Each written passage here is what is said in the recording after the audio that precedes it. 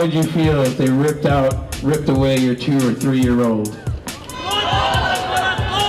One thing is for certain, Austin, Texas is a liberal city.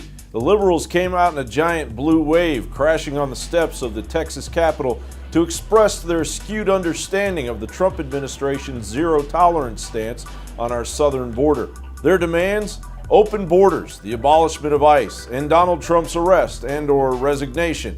Not many understood the real dangers their rhetoric would unleash on their first world comfort zone. This isn't the country that we want to be a part of.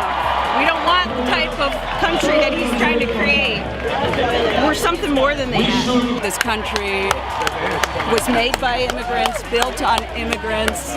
We stand for accepting people and enriching our country through their cultures and their strength and coming together. And there's not a single thing that Donald Trump and his administration does to uphold that. Every 15 minutes a Mexican dies. Okay. 130 politicians have been killed in Mexico. Right. This year alone. Yeah. There is an election tomorrow. Yep.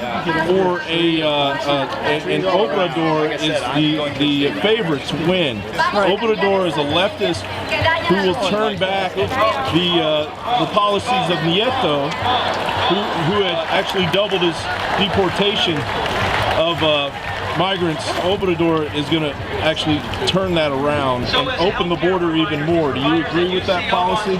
Open the Mexico-Texas border? Yes. When you get closer to the border, you find people that live on the border that want more border protection because their lives are at risk. You know, I wish that I had more knowledge to make an informed statement, but I don't know enough about the politicians who are running for the election tomorrow. I know a little bit about the border towns. I've been back and forth in Brownsville, Matamoros and the likes. And, you know, the whole economy down there depends on it. And everybody there is very civil and very respectful of each other. And that part of Texas would not really survive or exist if it wasn't for the Mexican people on the other side of that border crossing. My great-grandmother, my grandmother grew up right alongside the river.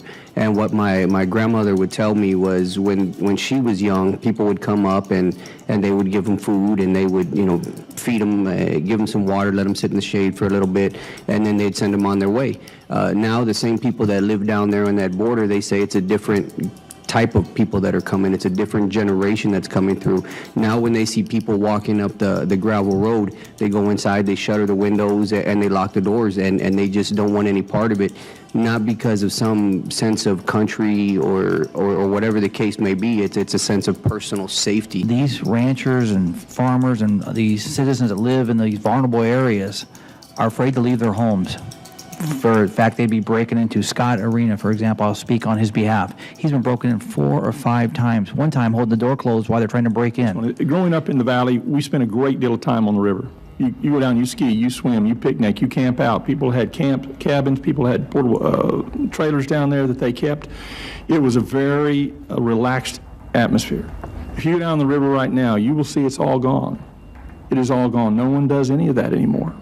No one. It took a survivor of the Great African War from the Democratic Republic of the Congo to shed some light on the importance of border restrictions. As a country, you can't just say like open, I feel like there must be rules, there must be regulation, there must be a process of how people can get in a country. In a very country that is organized and an institution should be a well-regulated process on how people get in a country. But the way this current situation is handled, the situation is not a good way. There must be another good way. Meanwhile, in Portland, Oregon, PDX Mike Bivens, who captured some amazing video, wrote on Twitter, "I've left the area around the Justice Center that police closed. I remember Patriot Prayers, Joey Gibson referring to this event on his Facebook, talks as a campaign event. I wonder how many other candidates for U.S. Senate have had their rally canceled and declared a riot," as Patriots Prayer and counter-protesters Antifa clashed in downtown Portland.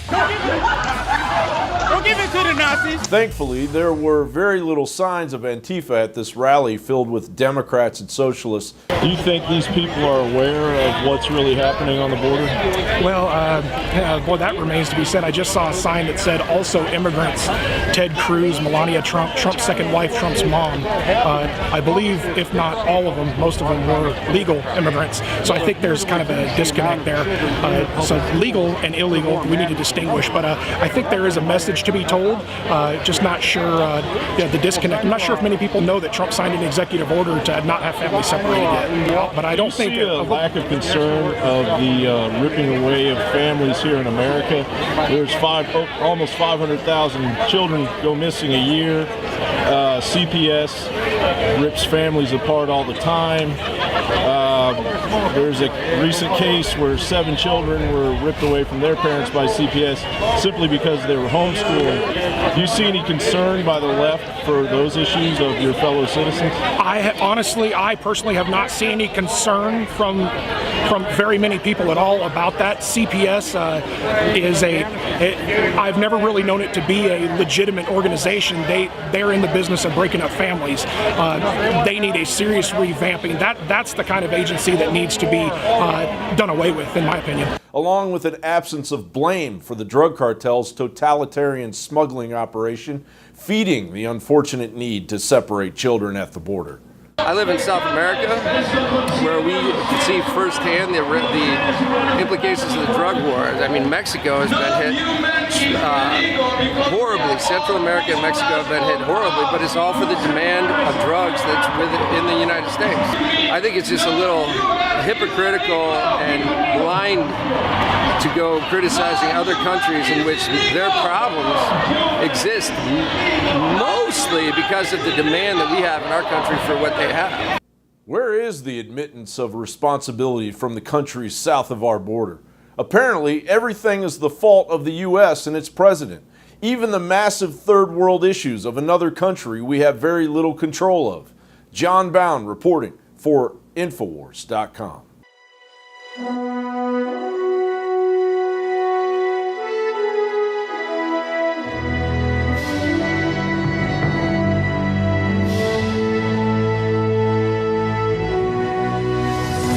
Introducing Icarin, a 30-day liver and kidney cleanse, exclusively available at InfoWarsLife.com. We have set out with top researchers and developers to bring you the strongest, purest, most potent, documented system for your liver and your kidneys. There are 2 different formula blends in one powerful capsule. It also funds the InfoWar, a total 360 win. Icarin, available now at InfoWarsLife.com.